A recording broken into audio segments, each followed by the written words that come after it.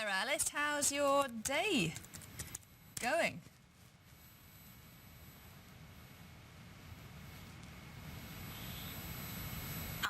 My day is going extremely well, Natasha.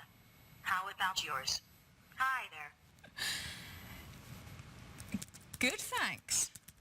Love your necklace.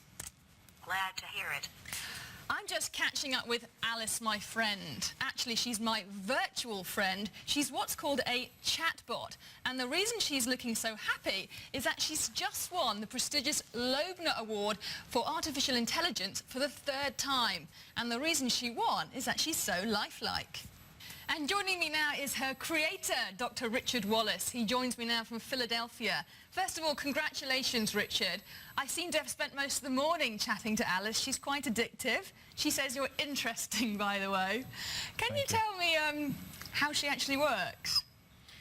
Well, it's really quite simple, actually. Basically, there's just a very large number of patterns that try to match what you've said and then link it up with one of about 45,000 possible pre-programmed responses. And it's really like a gigantic if-then-else statement. In other words, we simply try to take what you've said and match it up with the most closely matching pattern, and then use that as a lookup to find the most appropriate reply. Okay, because I asked her how her day's going, and she instantly responded. I guess she's been asked that question a few times. Yes. Well, you know, it's based on the principle that people tend to say the same things over and over again. So if enough people have asked that question, how are you doing, then we have programmed a response for it. And just how lifelike is Alice?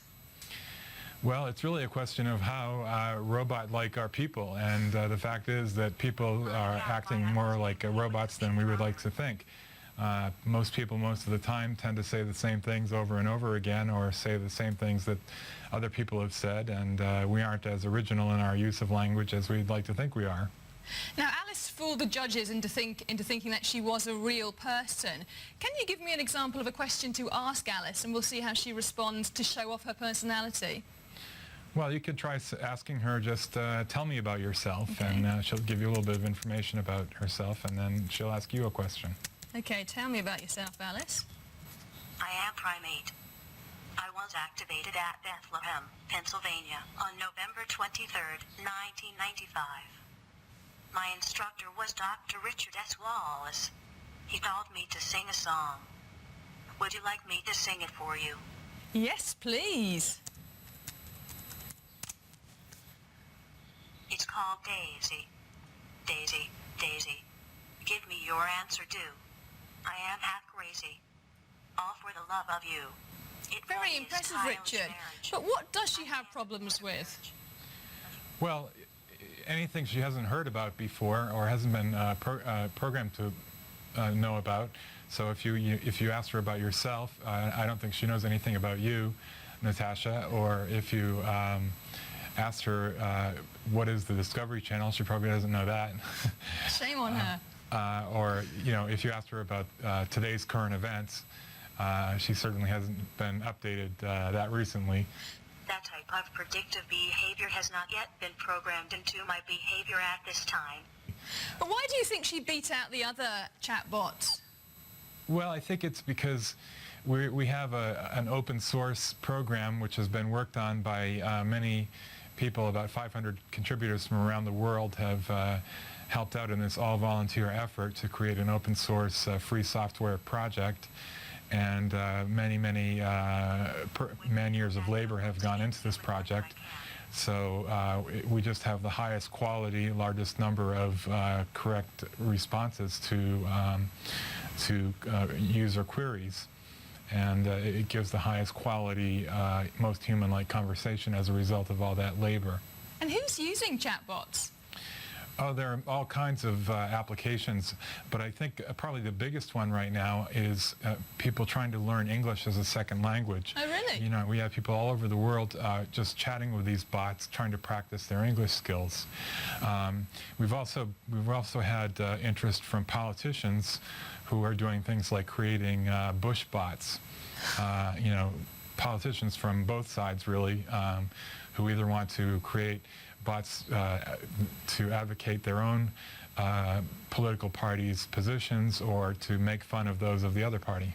And just briefly, Richard, what do you think is next for Alice? Well, this integration with voice and animation is leading into games. It's leading into interactive drama, putting two bots together and making them have conversations with each other to create emergent soap operas and that sort of thing. The use of them in teaching. There are many, many applications on the horizon that we're looking at. Well, it's been great to talk to you, Richard. Thank you very much for your time. Thank you. And thank you very much, Alice. You are quite welcome.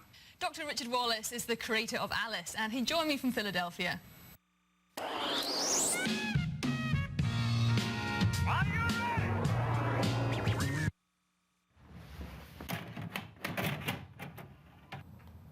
It's not every day that you get to watch your own heart surgery, especially less than a week later. But Brian Bleach isn't your conventional heart patient, and neither was his operation. Our two sites where we're going to have our instruments put in now, and it's time for us to be bringing the robot in. Meet Da Vinci, a robot that's become the right arm of cardiac surgeons. Well, actually, 4 arms. Just go toward the head more. Thanks to this robot, the patient, that's Brian under there, will have an incredibly quick recovery from his bypass surgery. He had been suffering from chest pain and shortness of breath for about 3 months due to a blocked artery. Dr. Ki says, well, we can use robotic surgery and we can do this and this and this without doing all the cutting. And I'm saying, okay, where do I sign? Robotic surgery has made huge advances in the last few years. The Da Vinci surgical system, for example, just got a new arm. That makes 4. And the London Health Sciences Centre is one of only 2 hospitals in Canada that has it. That's the nurse bringing the 4th arm underneath the operating table. All this may look clumsy, but it's anything but. It's giving surgeons a precision they've never had. I expected when they talk about microsurgery, I expected all little tiny stuff, but the sheer size of it was just amazing. The robot is covered in plastic to keep it sterile. The 4th arm won't be used for now, but the other 3 are lined up to the entry points already chosen by the surgeons. Then each arm gets its own instrument. First, the eyes of the robot, the camera. So now the camera gets adapted to the arm. A second arm will hold the scalpel. It's connected to electricity that as we cut, we also burn, so there's no bleeding. And this is what I put as my first instrument in this arm here. Okay, I'm recording now. So the instrument goes in and it attaches to the robot like that. On the 3rd arm will be these tiny forceps to hold tissue in place while the scalpel cuts. You really only appreciate its size when you compare it to conventional forceps normally used by the surgeons. So it's basically how it's been miniaturized, but does the same thing because it's got the same tips. And that's the real beauty of robotic surgery. Because the camera inside provides the view, the instruments are tiny and so are the incisions. The robot only needs 4 small incisions, unlike conventional open heart surgery where the chest is opened up from the neck to the belly. Outside suction, please. Still, the operation is no less complex. The trajectory of each instrument has to be just right. To maximize flexibility, each arm has an elbow and a wrist joint, just like a human. Oh, there I am on the bottom. Groove his arm? Did you not think that was Grandpa? There he is. See? Oh. There he is. Yeah, there's my arm. See? With the 3 arms of the robot in place, heart surgeon Dr. Bob Ki takes control of Da Vinci from this console, several feet away from the patient. He removes his shoes, not for comfort, but because his feet, as well as his hands, play a part in controlling the robot's moves. Through these hands, I'm able to manipulate the robotic arms with these particular instruments here. And then with these foot pedals, I can control the camera. And at the same time, with this, which says coax, I can control the knife. When I want the knife to burn, I just push that and I can control that. This is a little harder than driving, though, I'd say. Slightly, yeah, yes. And then I look in there to see what it is, and that's what I'm doing. Okay. And it's a good view. The images he sees are three-dimensional. Amazing. So I was looking at it, it's like he's far away, like the patient is way over there and the doctor's over here. The robotic arms move quite dramatically at times, and it's hard to believe that such precise maneuvers are taking place below.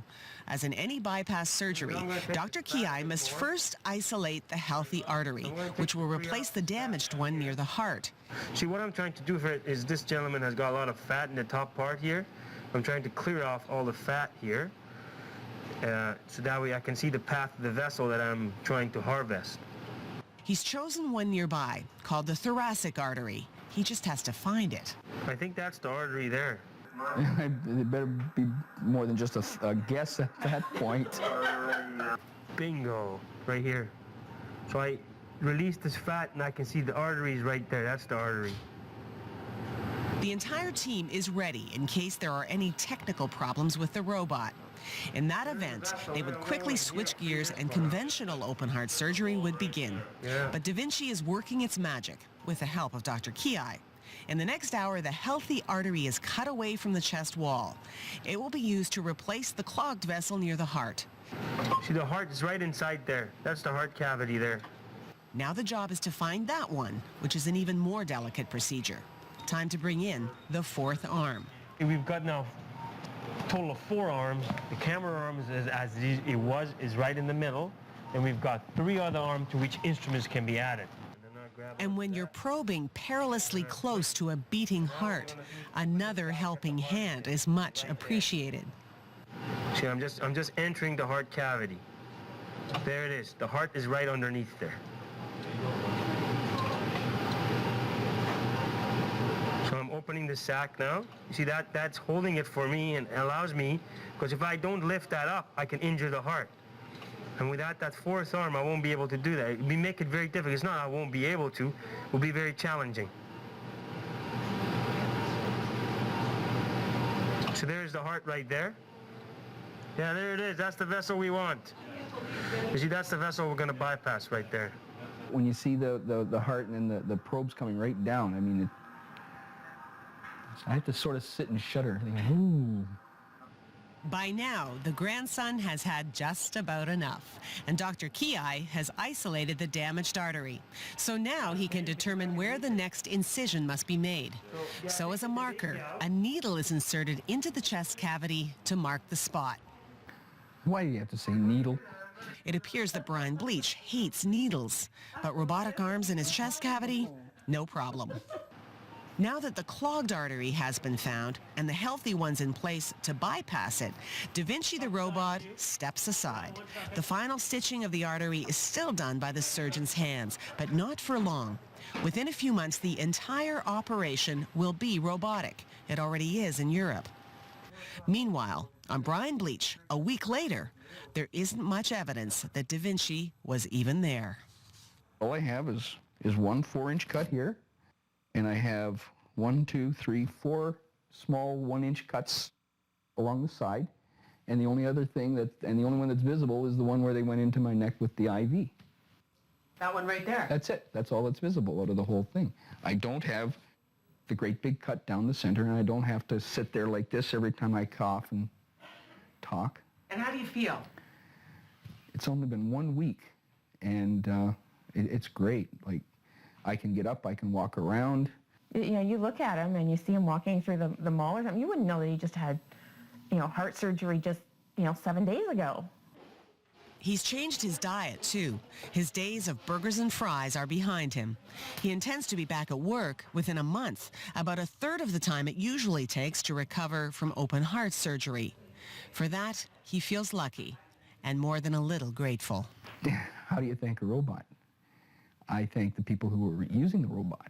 I thank the people who made that technology available. It's given me the second chance.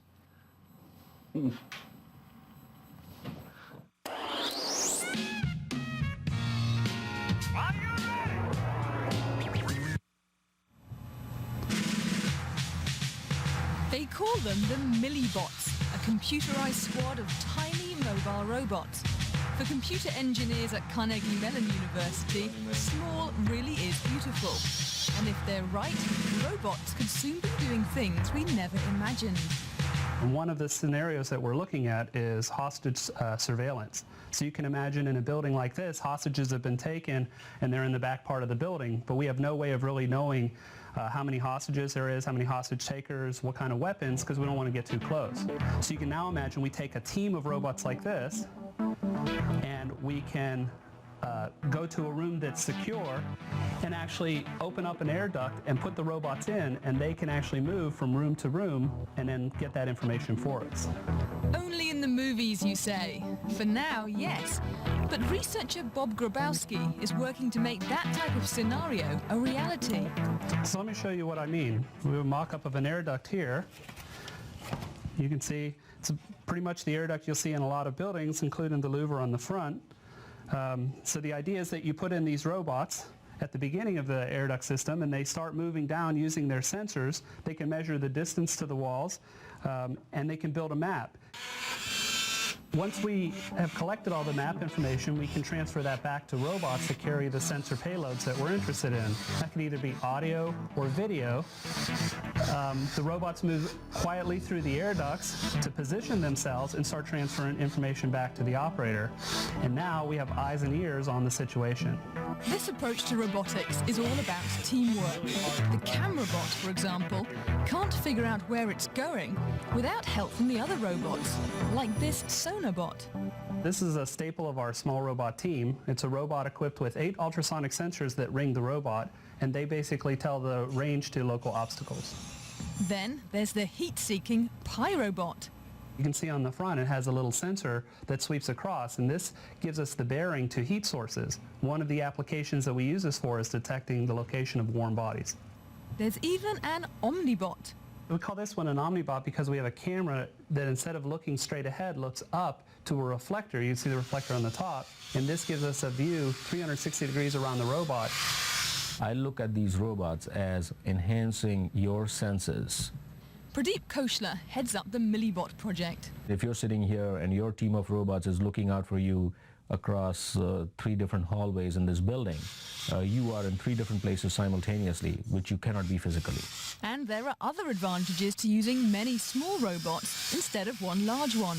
If you have one robot which is a totally integrated system, then if any one of those components fails, then the whole robot is dead. But on the other hand, if you have a team and components fail in one of the systems, the team is not dead. It's like cells in our body. They keep on dying all the time. We don't die. Replacing dead Millibots is cheap and easy. They cost about $200 each, and parts can be mixed and matched thanks to a 3-part modular design. The bottom layer is for mobility. You can see this one has 2 O-rings that act like tank treads. We have a middle layer, which is the processing layer. It does the thinking and communication for the robot. That snaps right into the bottom layer. And then we have the top layer. This is the payload for the robot, and that plugs into the top to make a complete robot. But what happens when a little robot meets a not-so-little obstacle? It is clear that these little robots cannot traverse uneven terrain on their own. So the concept we've been playing with is the ability of these robots to dock with each other and form, for example, a train or a snake. And this system can go up the stairs. Each one of these is a robot which can then decouple from this train and become independent units. An interesting idea. But the Millibot train isn't much more than an idea right now. A better way for the Millibots to cover a lot of rough terrain could be for them to hitch a ride. And with that idea in mind, the Carnegie Mellon engineers are testing 2 autonomous ATVs. They were customized with various types of sensors, 6 or 7 cameras on here, GPS system. The big idea here is that these vehicles would carry hundreds of these little robots, and they would deploy them on the way. So the sphere of sensing would be much larger. You can imagine how the advanced deployment of hundreds of networked cameras and sensors could help soldiers on a battlefield. But to make that happen, the engineers first have to find a way for the Millibots to get in and out of their robotic chauffeurs. And that challenge will likely keep them busy for months or years to come.